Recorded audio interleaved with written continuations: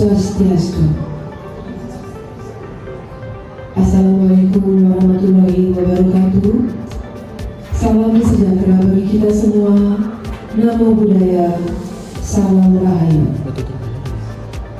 Selamat pagi para peserta pembahasan pembelajaran mendalam pada hari ini.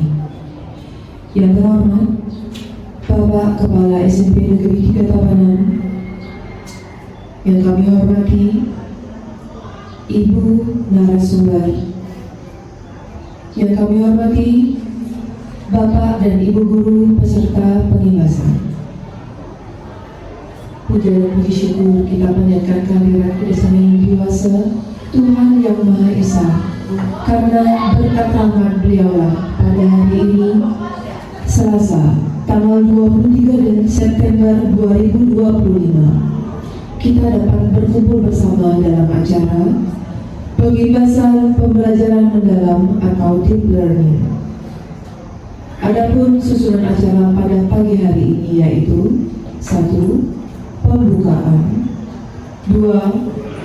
Doa, 3. Pengarahan dari Bapak Kepala SMP Negeri 3 Tabanan, 4. Penyampaian materi dari narasumber, 5. Tanya jawab, 6. Penutup. Baik Bapak Ibu, marilah kita berdoa sebelum kita memulai kegiatan pada hari ini. Berdoa menurut keyakinan masing-masing. Berdoa mulai. Berdoa selesai. Baik Bapak Ibu, kita mulai di acara yang pertama, yaitu pengarahan dari Bapak Kepala SMP Negeri 3 Tabanan. Kepada Bapak, disilakan. Terima kasih masyarakat. Bapak Ibu yang saya hormati, pemirsa sekalian, Assalamualaikum warahmatullahi wabarakatuh. Selamat salam budaya Nusantara. Bapak Ibu peserta UJT ya, ini adalah lanjut kepada deep learning dan berdiri masyarakat, bahwa sebenarnya kita mengirim 3 orang guru, 4 termasuk absen. Jadi kita nggak tahu ternyata yang dipanggil bukan 2 orang. Yang dikirim Pak Rudi, Bu Alfi dan Bu Resi. Ternyata yang muncul 2 orang. Semoga dan biasanya berada berikutnya, termasuk Bapak Ibu yang hadir sekarang untuk kelanjutan daripada PM atau pembelajaran mendalam. Nah ini sebagai lanjut dari PM2, maka peserta wajib untuk mengimbas atau on job training 1. Ini OJT pertama, nanti sebelumnya sampai bulan November. Setelah itu akan ada berikut lagi. Semoga ada perwakilan di antara teman-teman yang hadir. Di atas ketiga plus tentang revenue, apa itu ini, bagaimana terpana, biar teman-teman tahu. Maka di ini dan selain 1 bulan November, jangan menemani Bu Resti sama Pak Ali untuk pengibasan ke SMP 3 Tabanan. Kemarin dari November akan ada observasi 10 orang di sini. Dan ini juga oleh Nabi yang dilakukan oleh BGP. Jadi Ibu ini bos, jangan takut, saya bebas. Bertanya seperti yang disiapkan oleh komisi silakan. Apa itu ini? Ini mikir dan main-main. Artinya bahwa program ini berarti karena tidak boleh menghapus. Nah, dan yang tidak bisa bekerja, maka saya kemarin mengajukan surat untuk ikut selama proses PMIG berlangsung.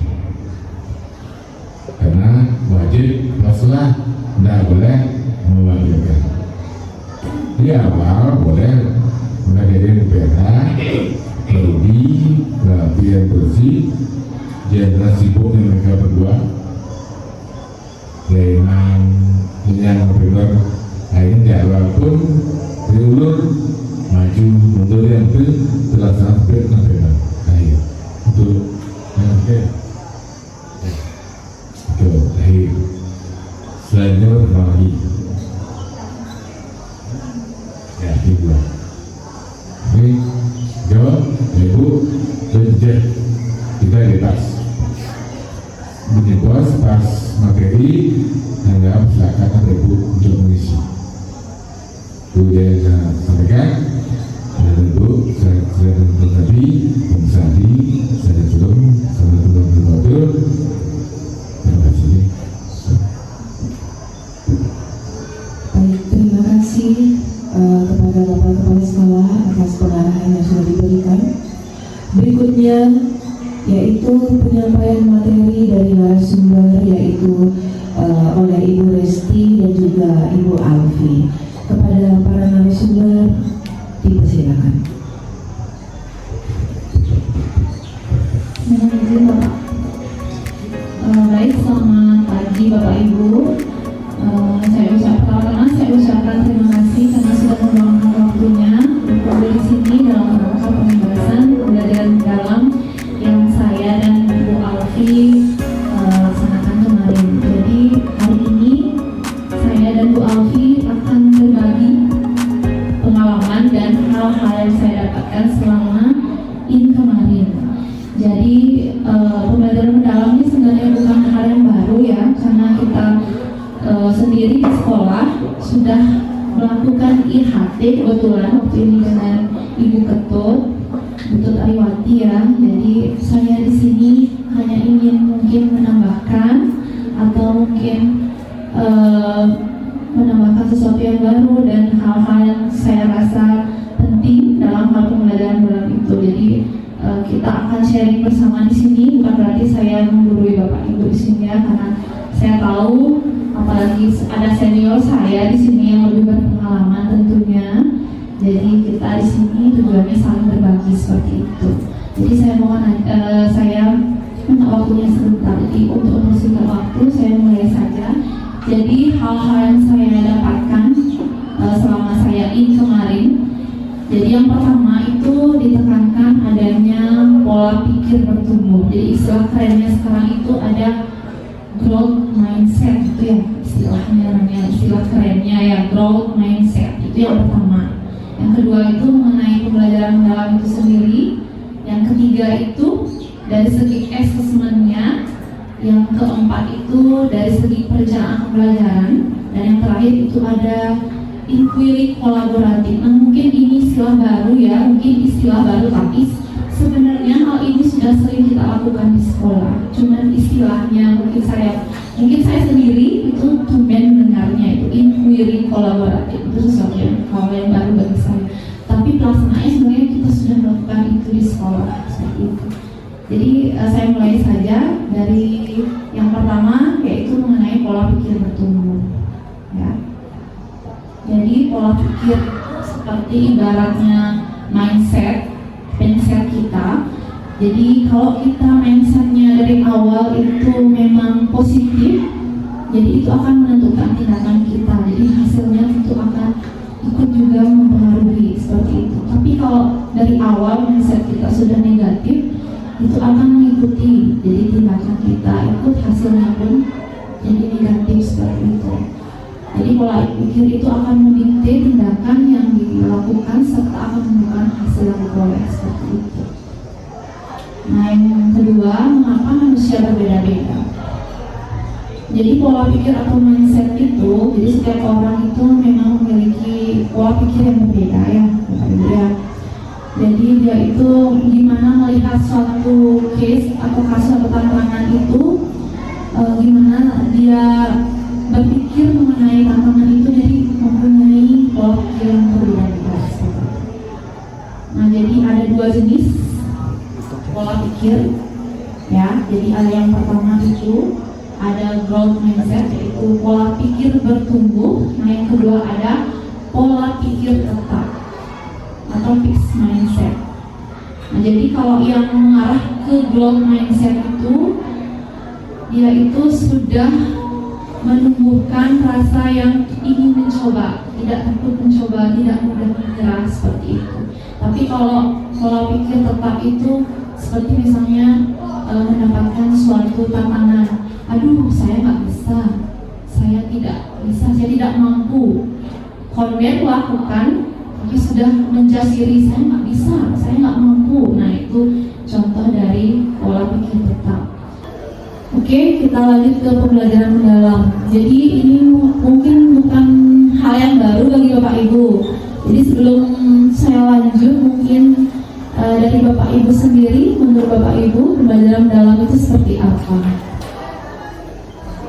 Coba Ibu Eka, kan mungkin sudah di sekolah, sudah IHT, terus waktu ini sudah mengikuti workshop di SMP 1, mungkin satu kata mengenai pembelajaran mendalam apa Ibu Eka?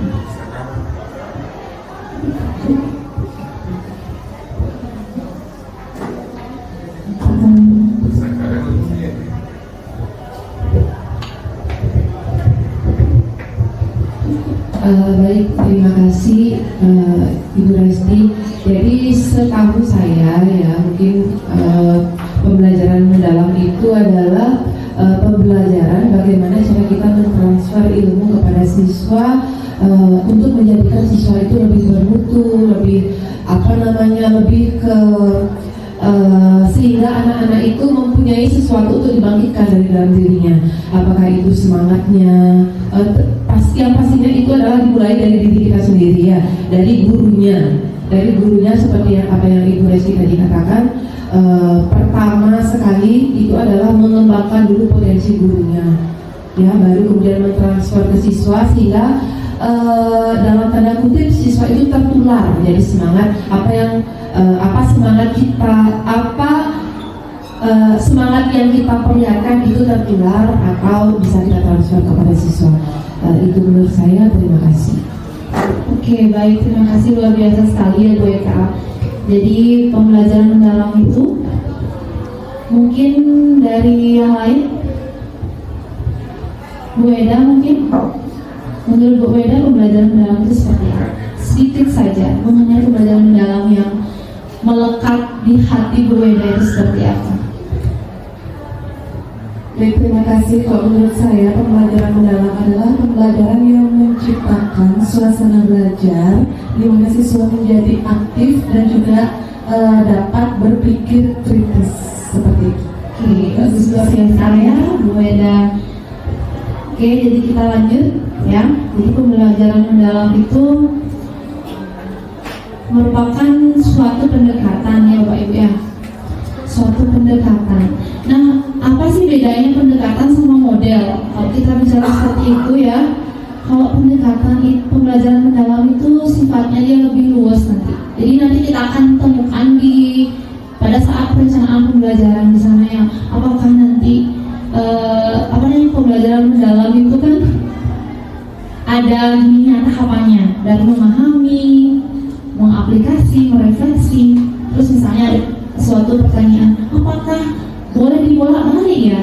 Nah, itu akan terjawab nanti ya, seperti itu dengan Bu Alfi. Nah, jadi ini 8 dimensi profil lulusan, prinsip, pengalaman, dan kerangka. Nah, kalau dulu itu kebetulan kan kita P5 ya. Mungkin Bapak Agus Arya mungkin memaparkan sedikit mengenai P5 itu. Kebetulan Bapak yang sebagai ketua koordinator, koordinator maksud saya, mungkin apa saja Bapak untuk dimensi profil pelajar Pancasila yang waktu ini ada berapa?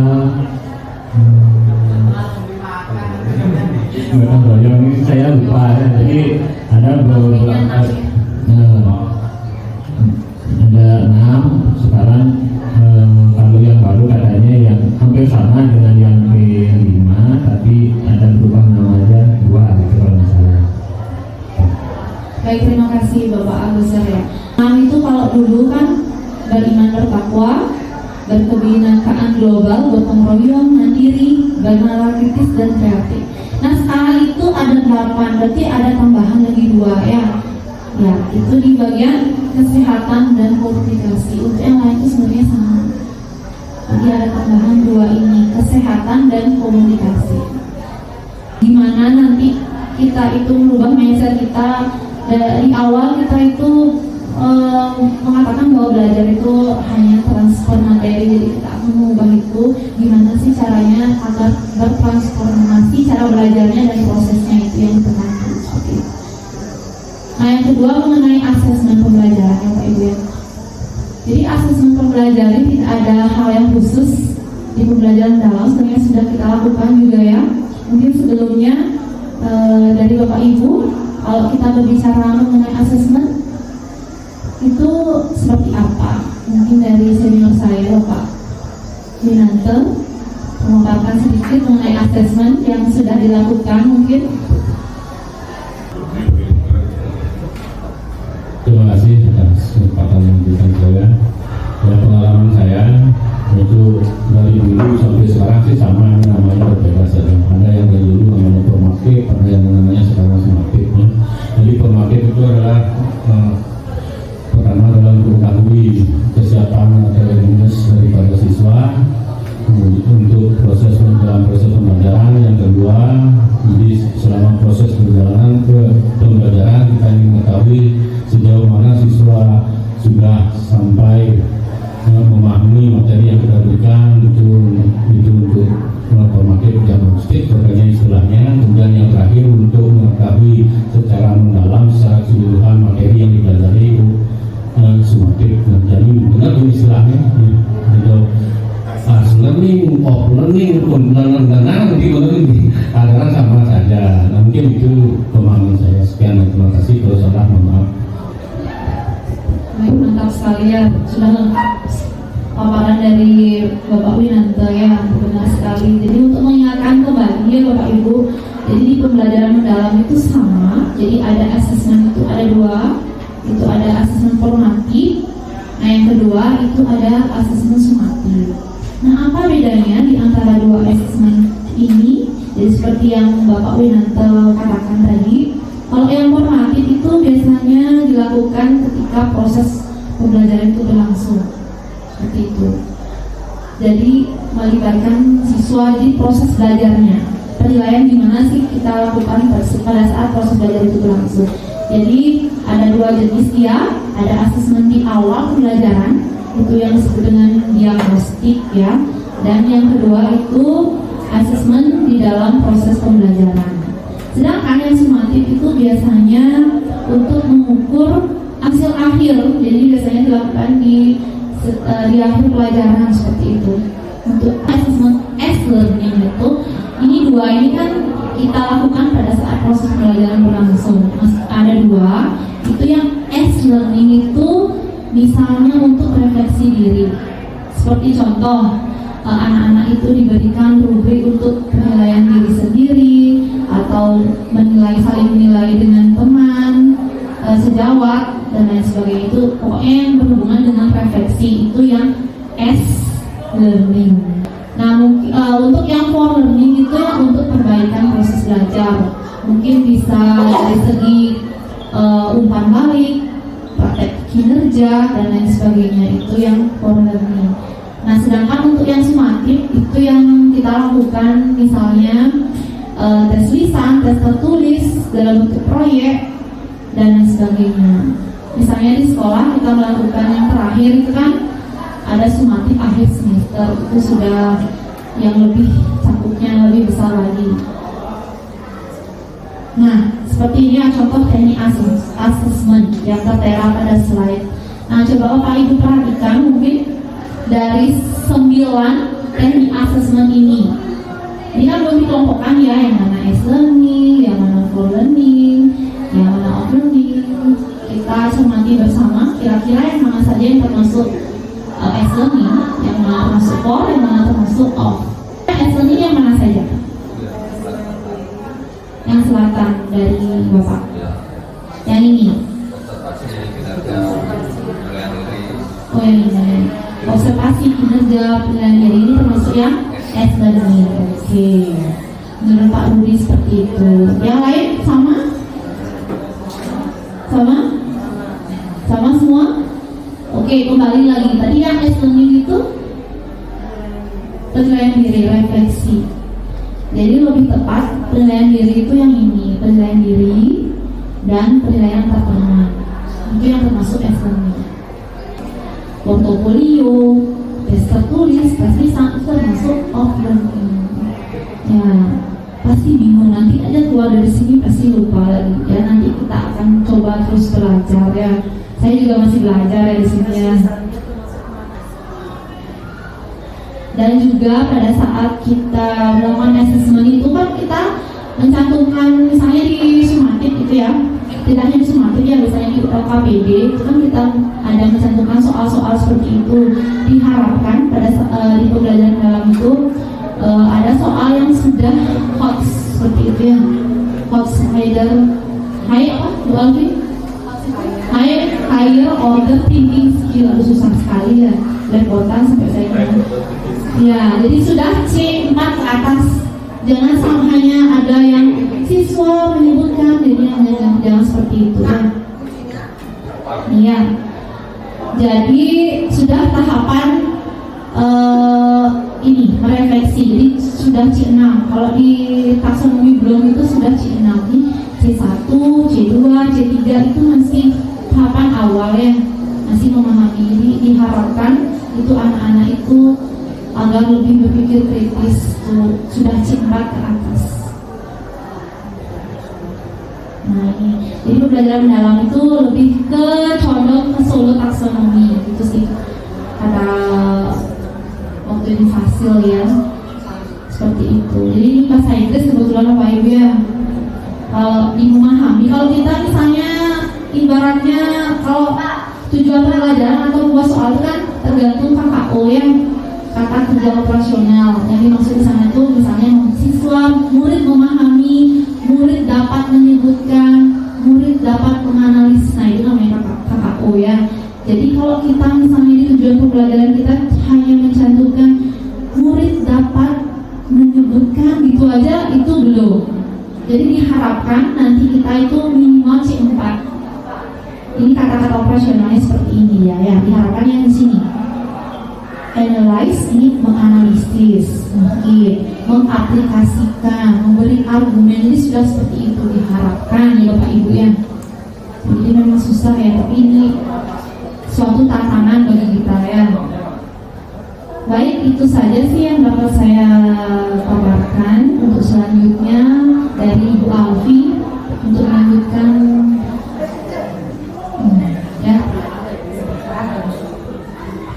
Selanjutnya saya lanjutkan tentang inquiry kolaboratif. Nah, di sini mungkin di inquiry kolaboratif di pembelajaran mendalam itu lebih ditekankan dan sering dilakukan. Sebenarnya mungkin kita sudah melakukan setiap hari. Seperti misalkan kita ada permasalahan nih murid di kelas 8A misalnya. Nah, mungkin kita tanya ke guru yang lain, guru mata lain, kira-kira murid ini bermasalah nggak di mata pelajaran ini? Kan misalnya sering gitu kan kita kira-kira emang responnya di kelas saya, dari kelas juga sama. Nah, dari permasalahan itu kita bisa melakukan sebuah inquiry kolaboratif. Jadi misalkan kita identifikasi dulu masalahnya kayak gimana, kemudian kira-kira gimana sih biar muridnya itu bisa mengatasi masalahnya gitu. Nah, salah. Di inquiry kolaboratif ini ada tahapan-tahapannya. Ada 4 tahap. Nah, di sini bisa dilihat di siklusnya. Siklus yang pertama itu ada siklus assess, mungkin biar kelihatan. Nah, ini.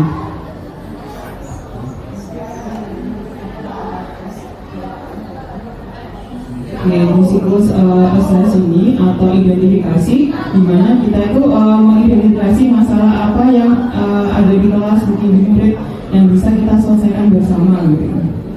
Kemudian tahap kedua yaitu tahap desain atau perencanaan, di mana setelah kita mengidentifikasi masalah, kita membuat perencanaan gimana masalahnya itu bisa selesai. Misalkan kayak tadi kita identifikasi identifikasi masalah, ternyata di kelas 8 ini banyak siswa yang belum bisa menghitung matematika dasar, jadi dasar hitungnya belum bisa.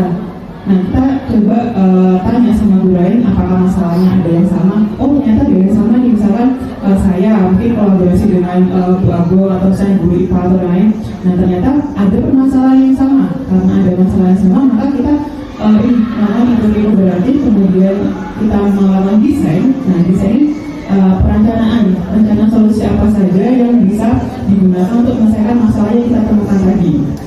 Nah, setelah merencanakan, ada tahap implement. Nah, kita mengimplementasikan dari perencanaan yang sudah dibuat dengan guru yang lain. Nah, kalau sudah diimplementasikan, biasanya di tahap implementasi kita kolaborasi dengan selama guru itu dipelajari kita harus gimana, kemudian belajar pekerjaan harus gimana dengan identifikasi masalah, permasalahan siswa di dasar. Kemudian kalau sudah, tahap yang terakhir adalah measure, reflect, and share. Jadi tahap ini kita koreksi atau refleksi dari apa yang kita implementasikan itu sudah efektif atau tidak gitu. Atau misalkan perlu ditambahi langkah apa lagi biar masalah ini bisa selesai. Nah, itu mungkin garis besarnya dari inquiry kolaboratif yang sejadinya, atau misalkan setiap hari kita sudah melakukannya setiap hari, mungkin tidak semungkin langkah-langkahnya tidak dituliskan atau apa, tapi sudah dilakukan setiap hari. Mungkin dari sini, dari tahapan inquiry kolaboratif, saya harap kita sebagai guru di SMP 3 kita lebih sering berkolaborasi atau bekerjasama untuk menyelesaikan masalah-masalah yang ada di kelas. Kan seperti kita tahu dan kita gimana karakteristiknya, mungkin dengan kolaborasi guru satu sama lain bisa menemukan ini solusi dari permasalahan tersebut sehingga murid SMP 3 bisa lebih baik lagi. Oke, kemudian itu dengan inquiry kolaboratif, kemudian saya akan menanyakan tentang perencanaan pembelajaran.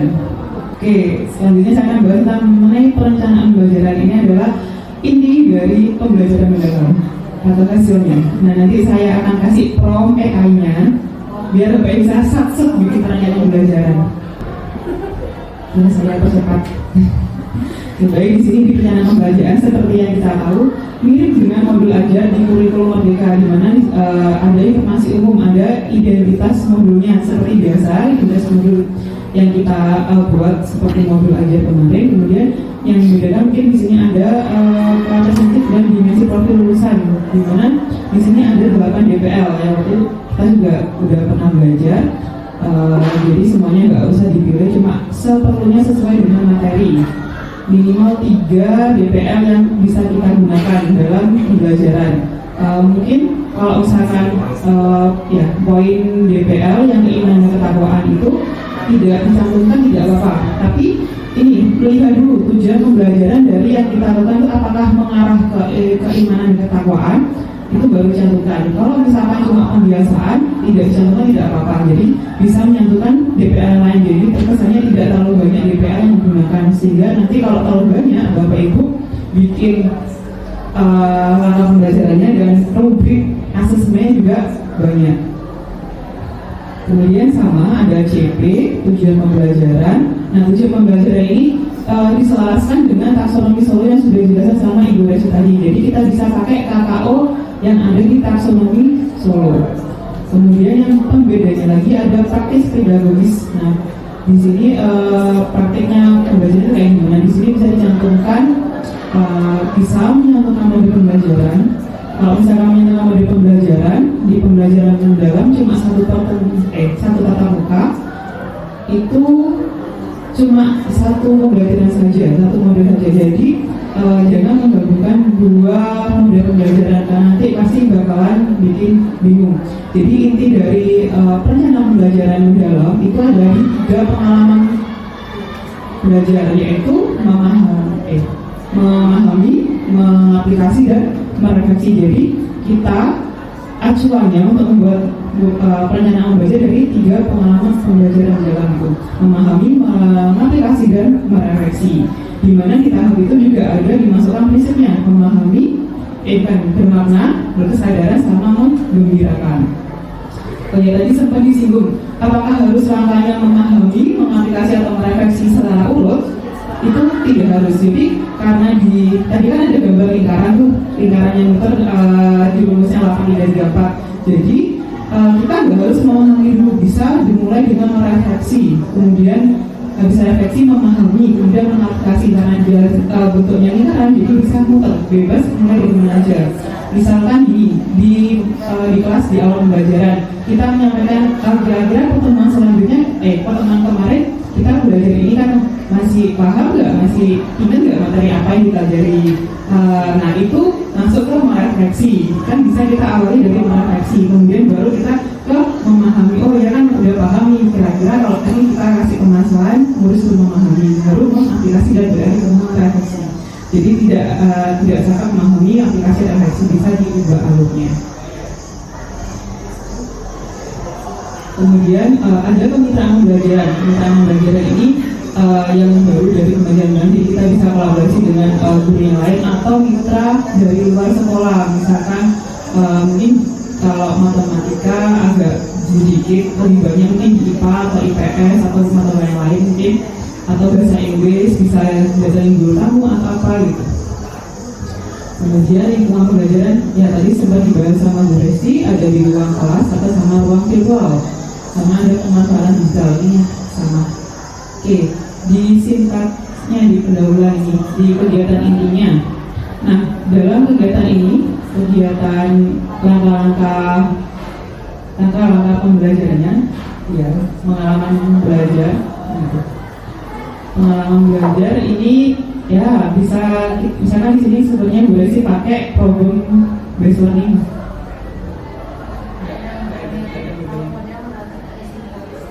Oke. Jadi yang ini yang saya dapatkan kemarin, kalau misalkan Bapak Ibu di perencanaan itu menyatakan model, jadi bisa dicantumkan sintaksnya secara tersurat. Kalau misalkan nggak dicantumkan modelnya, jadi cuma memahami pendekatan aja, prinsip sama pengalaman belajar. Jadi di perencanaan pembelajaran ini lebih fleksibel dibandingkan dengan perencanaan yang sebelum-sebelumnya. Boleh dicantumkan kalau menyatukan model, kalau tidak mencantumkan tidak usah, cuma dikasih keterangan prinsip dan pengalaman belajarnya saja. Jadi di sini bisa dilihat ini modulnya Bu Resti. Nah, bisa ditulis di belakangnya kasih keterangan, atau misalkan di bagian atas ini ketika memahami apa-apa boleh se-ekspresi Bapak Ibu ketika merancang perencanaan. Jadi bisa disesuaikan juga dengan apa yang Bapak Ibu mau gitu. Jadi memang harus ada tahap pengalaman sama prinsip, udah itu secara garis besarnya. Kemudian juga jangan lupa diberikan asesmen seperti yang sebelumnya boleh bilang, asesmen sumatif sama asesmen formatifnya. Mungkin biar lebih satu lagi, kemarin kita dapat prompt AI dari hasilnya, jadi sudah ada format mirip dengan ini. Nanti Bapak Ibu tinggal mengganti tujuan pembelajaran kelasnya apa, materinya apa. Nah, sebenarnya saya sudah nyari di sini itu. Ya nanti saya share promptnya, jadi bisa langsung dimasukkan, bisa pakai ini. Saya nyoba pakai ChatGPT sama Gemini, tapi lebih bagusnya kalau yang perencanaan ini pakai Gemini, dia lebih lengkap dan lebih mendekati sama mirip dengan yang kita buat. Saya kan buat sendiri, kemudian saya nyoba pakai AI, pakai algoritma itu hasilnya mirip. Tapi mungkin yang perlu diperhatikan adalah coba diperhatikan lagi jam tatap mukanya itu gimana, modelnya juga, jadi perlu diteliti lagi ya Bapak Ibu, tidak langsung jadi. Tolong dibaca lagi karena memang kadang AI agak error dikit gitu. Ya, mungkin itu saja yang saya sampaikan. Mungkin ada pertanyaan dari Bapak Ibu. Kenapa? Ya, nanti saya kirim, siap dikirim. Baik Bapak Ibu, demikianlah tadi pemaparan materi pengimbasan deep learning ya, pembelajaran mendalam yang sudah disampaikan oleh Ibu Alfi dan juga Ibu Resti. Jadi dengan demikian berakhirlah sudah kegiatan penghimasan pada hari ini. Baik Bapak Ibu, akhir kata saya tutup dengan Pranama Santi. Om Santi